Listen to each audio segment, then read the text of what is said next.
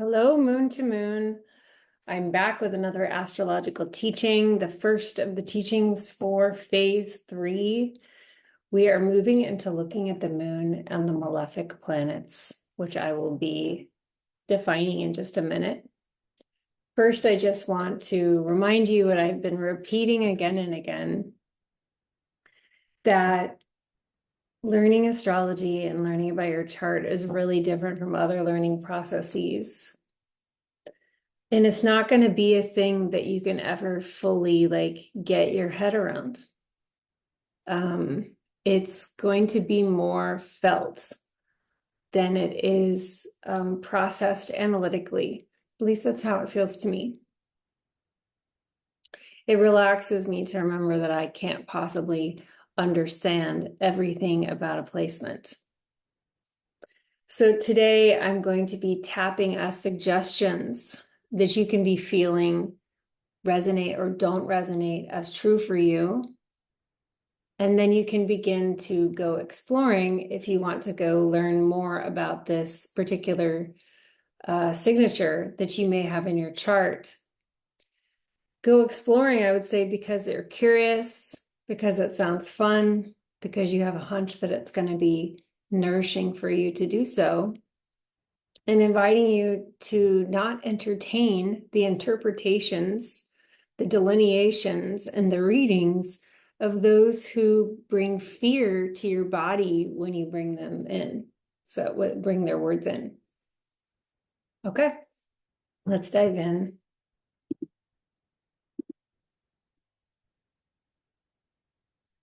The moon and the malefics.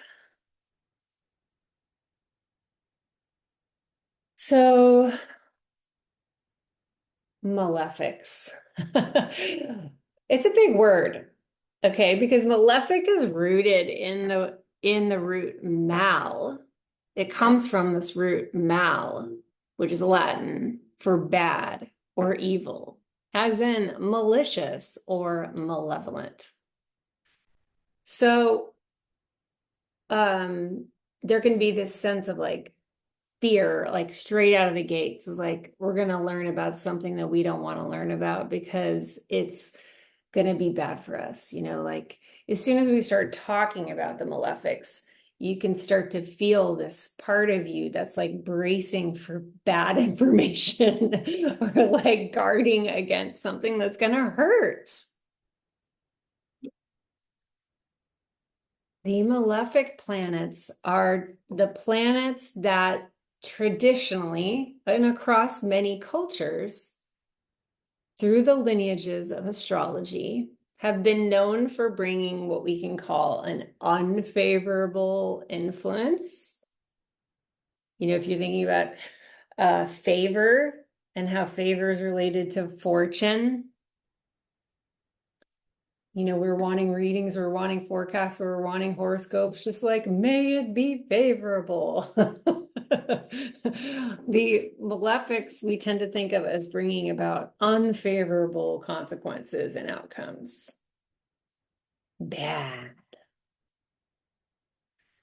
And so, for my part, and my deep passion for unshaming and for holding astrology, the way it's spoken by humans, accountable for the way it can contribute to shame, and naming my deep desire not to contribute to the fear mongering, the shame speech. At the same time, I do think that there is something useful in talking about the malefics as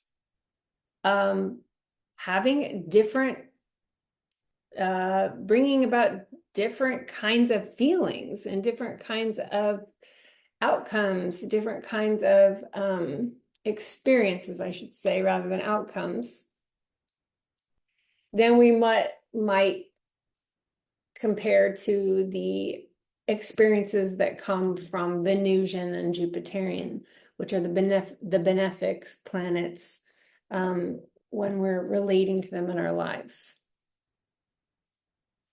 It's useful because comparison is a useful tool, okay? Like comparison is one of the tools of thinkers, you know?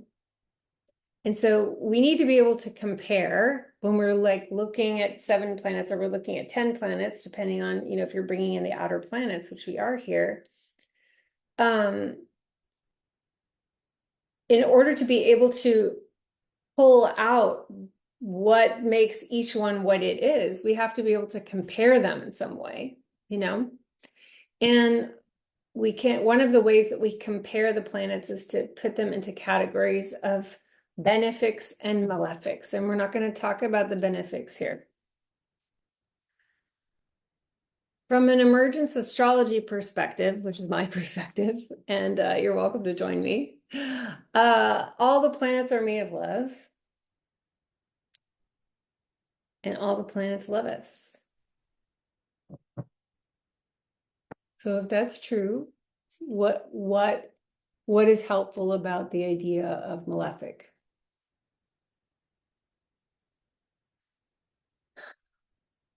It's true that the types of experiences that we have with the malefics, they really help us to mature. They're very maturing. And they help us become more specific in who we are. This idea of specificity is important because the malefics tend to move things out of our way. That's why they're malefic. Benefics tend to connect us to things, where malefics move things out. So when we couple things being moved away as bad, then we would call malefics bad. But if we say that moving things out of the way for us is not inherently good or bad, well, what if it is actually made of love? Then why is it bad that things get moved out of the way in the name of love? And this is part of the process of maturing. When we're naive, when we're innocent, like children, all things being taken away feels bad. But as we mature, we learn that we're here to become more specific in who we are. And that means that we can't be connected to everything. We can't do everything. We can't be everything. That actually we're here to become more specific in our frequency. And the malefics, that's their love language. That's how they help us and how they love us. And a lot of these things that we learn with them, we learn them through things that we don't categorize necessarily as like our favorite feelings, like discomfort, pressure, resistance, dismantling, surrender, like lots of things that we don't super love going through. These are the processes that signify that we're moving through an malefic experience. So there's a lot of trust needed. Like if we could trust that this process is made of love, how would it feel like relative to not trusting that this is made of love, what we're going through?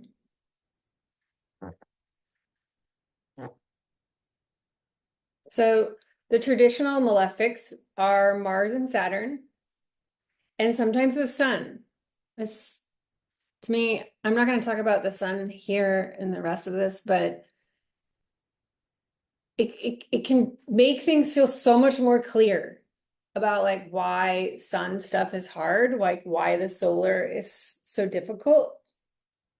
Sometimes like why visibility feels painful. A lot of it is its malefic nature because the sun can burn, you know, and a lot of people want to move out of the way of the sun, and they might want to move out of the way of your sun. And so that is clarifying and it's honest. It's telling you something about where love is not, and it's helping you get that out of the way. But it can be painful to realize that someone doesn't want to be inside of the warmth of your sun. But traditionally, we are usually referring to Mars or Saturn. And frankly, the outer planets are really all malefics. Like, this is where we don't have the deep tradition of Hellenistic astrology and early astrology to talk to us about that. But in many ways, they're all destabilizing principles. There's a destructive tendency to all three. And in this way, I feel that they're all malefic. And of course, I love them. So just because they're malefic, it doesn't mean they're bad, you know?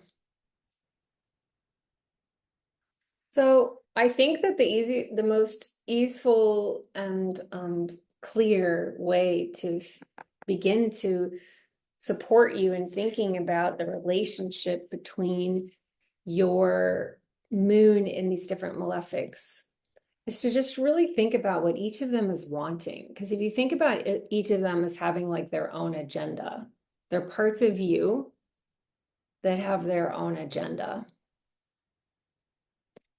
The first thing you can do is like just notice what do these two agendas feel like when they're together. So this moon one, I'm just going to have on repeat with each slide. The moon wants to feel cozy, nurtured, tucked in, nuzzled, affirmed. As you've been learning, the moon so much speaks to what we most want for securing emotional safety and security, love and validation. And so when you that feeling of like, my world is safe, I am loved, I am cared for. Like to me, that feels like this coziness of like, I can just relax inside my blanket. I'm cared for, I'm protected.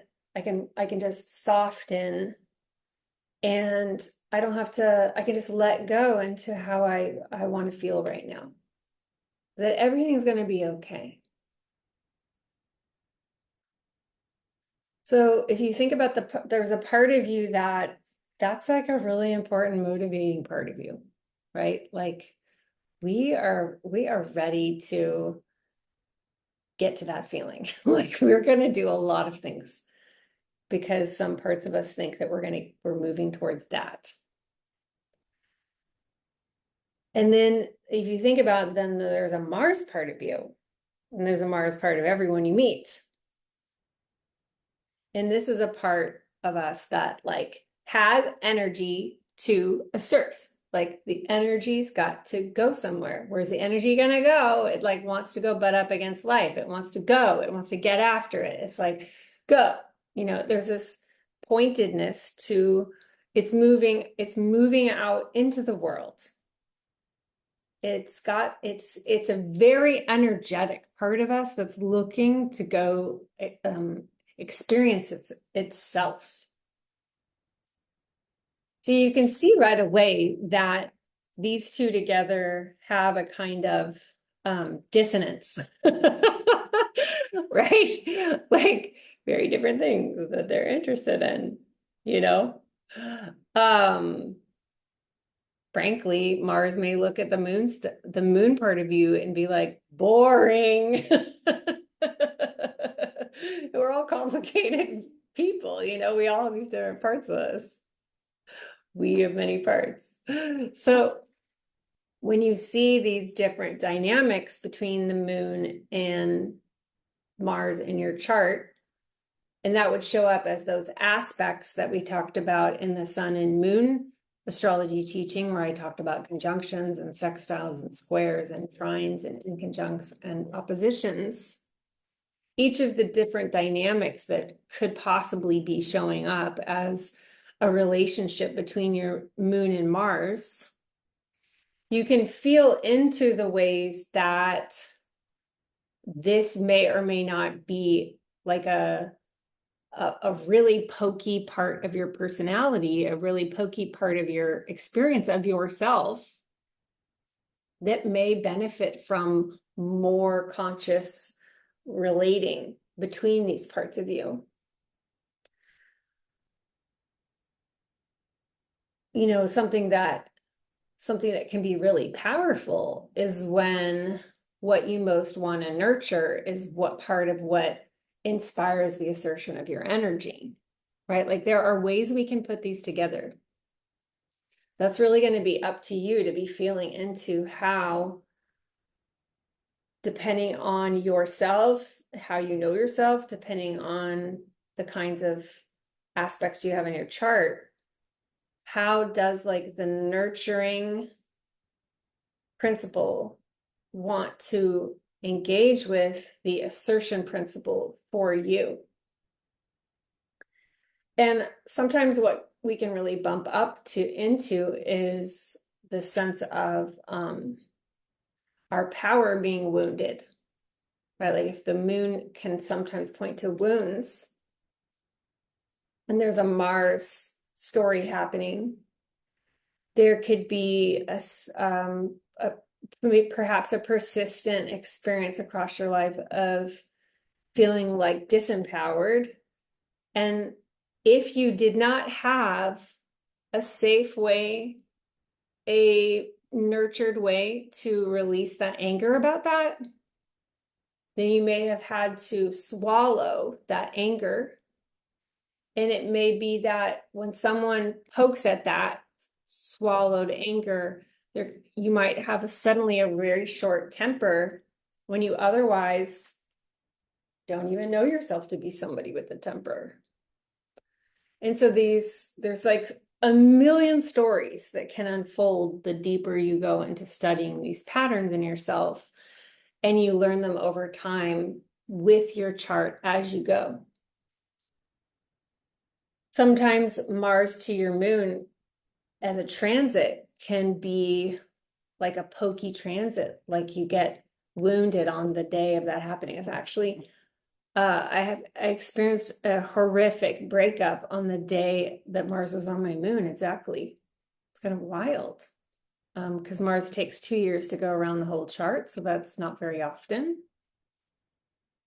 But a lot of these malefics are also moving in the sky, and they may move over your moon, and that also can bring up some of these feelings and experiences that relate to the moon and the malefic.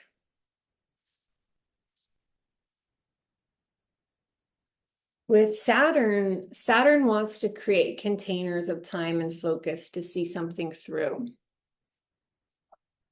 And sometimes to endure and persist in that focus, what it may feel like is a kind of coldness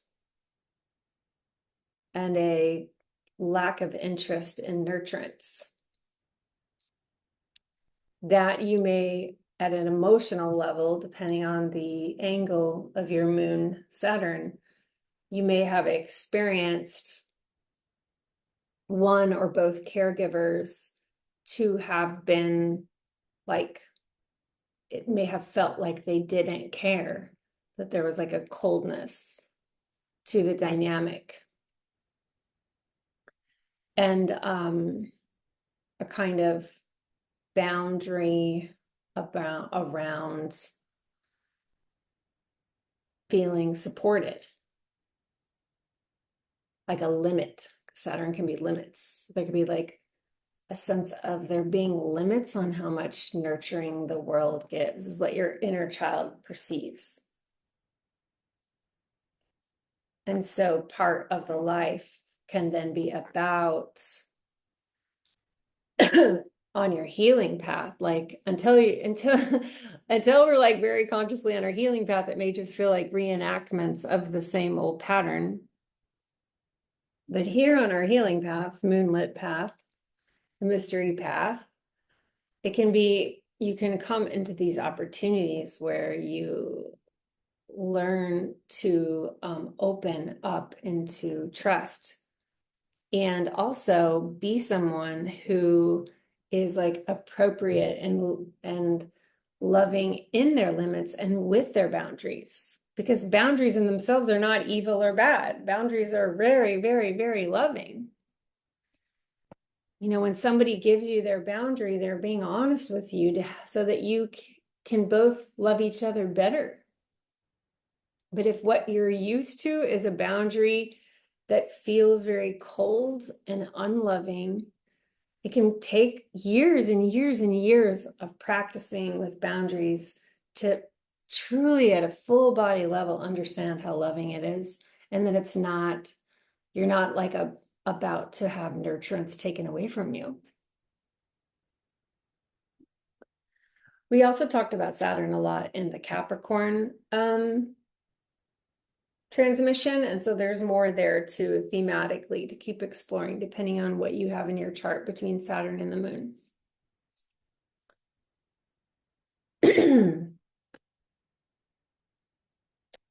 Uranus. Uranus is one of the outer planets. So Uranus is called the Great Awakener. It brings sudden change. It's a very revolutionary, rebellious energy, very inventive. It shakes things up. It disrupts. It's amazing. And it's can be a lot for the nervous system to move through change that's sudden.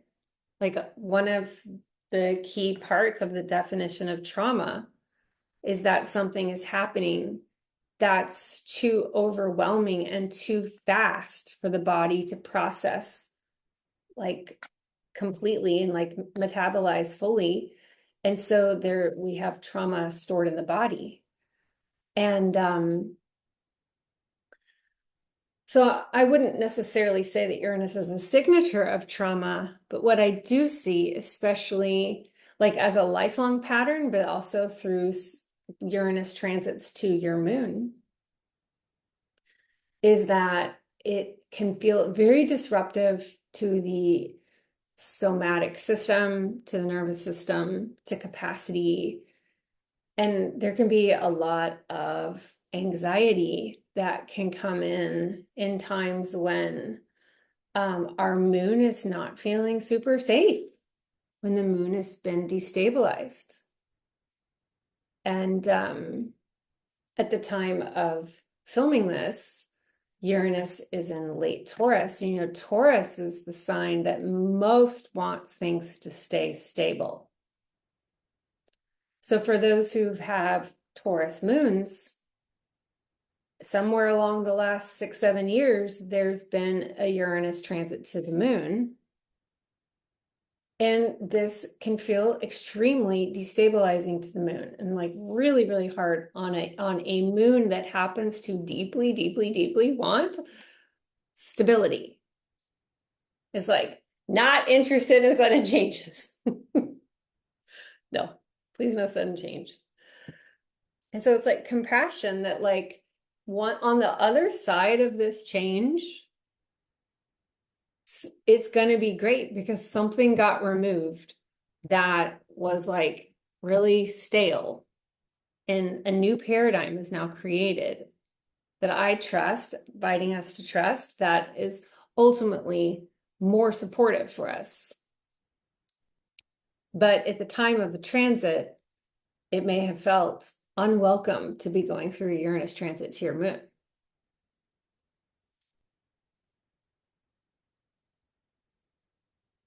Yeah, so in the chart, when the signature is there, there can be some kind of longer story around disruption for the moon self. Like the child maybe having experienced a kind of erratic situation with one or both caregivers, or like the family situation felt erratic, chaotic changes, and that may have been very destabilizing for that moon. And so what can often happen for us as we get older is then you can be either someone who is like, never can change ever happen for me ever again because like of how horrible it was for you when you were a kid, or you can be someone who like reenacts sudden changes because that's what you know actually is normal, and you had to co-regulate to an erratic environment, and so now erratic environments are how you feel safe. So these different types of scenarios, like along a whole spectrum with gazillions of possibilities, can show up. Neptune is very dissolving, and that's how it pulls things away. And that's how it's malefic, is it dissolves like what had been built up. Like you worked hard to build something up, and then there's a Neptunian haze that brings in like mists, and then you're like, what was it I cared about? I don't even remember what I was building, you know? So I think in many ways, honestly, I think Neptune is one of the scariest outer planets. I have Neptune square my Pisces planets, so until I built a temple to the god that was oppressing me, I really struggled with like this fear of like madness, this fear of like not being able to understand what is reality and what's not reality. And that I couldn't, so I didn't think I could trust myself to understand what reality is. Kind of scary, you know? So because the moon is very intuitive and is able to feel things that are mysterious, and Neptune is very mysterious, there is an affinity here where with the other malefics we've seen, there's not as much of an affinity of like, this goes with this, you know. These two, there's more of like, all states of love. That sounds like something the moon would like, you know. And yes, often when the moon and Neptune have a relationship in the chart, it can point to like an augmented capacity for intuition and psychic abilities to be able to go into altered states and bring back whatever you find there, or don't keep it for yourself, right? But to the degree that this might feel like it's dissolving other things that you care for, it can feel malefic. So it can be part of your life's path to learn how to be Neptunian and have it not feel threatening to the parts of you that also want to feel safe. If you don't have this connection in your chart, but you go through a Neptune transit to your moon, it might also be a period of dissolving where you might feel as if the ground beneath you is a little bit less catchable. Like is it catching me? And that could be very frightening. And often what's happening is like we are being pulled, like it's almost like our life as we know it is somehow being pulled apart, and we are being shown something else. So it's really powerful when with Neptune, anything to have ritual, to have a container to experience the Neptunian, so that the rest of the day isn't as Neptunian. It's like Neptune wants to be in a container of time when you go Neptunian. So I've learned as someone with Neptune square, my Sun, Mercury, and Venus. So I don't have my Neptune and Moon don't see each other, but I do have a lot of Neptune business happening with my other personal planets, and Neptune on my sun transit changed my life. And I found astrology, and I left my husband, and just dissolved the previous life that I had built up, which is very frightening in some ways, but it's been a very empowering change for me. So it's sort of like, again, with these malefics, when you're in the middle of it, it can be frightening, like what's happening to me. And then to me, it's like, trust this process, that it's taking you to liberation. It's taking you to sovereignty. It's taking you to a different paradigm that is going to ultimately help you be more specific in yourself. Pluto, I put both the symbols for Pluto on there, depending on the chart that you're using. So Pluto moon is also quite intense. I have Pluto square my moon in my chart, so I live with this one. Pluto wants to help us confront what most scares us, which is usually hidden from our self-concept. So it feels taboo and monstrous to the ego to go there. So when we're talking about the moon here, there can be this sense that we may have picked up on from one or both of our caregivers, that there's something wrong with us, that we're bad, and that like we may have learned to develop a lot of secrets or masks to hide what we've perceived of as shameful and wrong. There can be sometimes this sense with one or both of the parents that they're like very, very, very dominant, and it can be very hard to trust yourself to make your own choices and give yourself permission to be who you are, because you got to run that through the dominator, like make sure that they agree with you. And if you knew that with a caregiver, it's often likely that you'll audition other adults to play that same role through best friends and through romantic partners. And that the feeling of being dominated is part of how you understand love, because that's what your child knew. And so people who aren't dominant may seem boring, or they may seem weak. And that the power dynamics of the Pluto moon situation are ones that you feel almost like compulsively drawn to, and yet you know that they're hurting you. So then there's shame, because you're like, why am I doing this to myself? So yeah, just a small one. Oh, so ultimately, I feel like life is going to be its fate. It's astrology, it's the miracles of fate that bring you experiences to confront this. Like, you cannot make somebody confront this. Making somebody confront these dynamics is like unloving, it's harmful. We really need consent to go to these places, right? But in many ways, your self-concept is also going to protect you from seeing anything you're not ready to protect.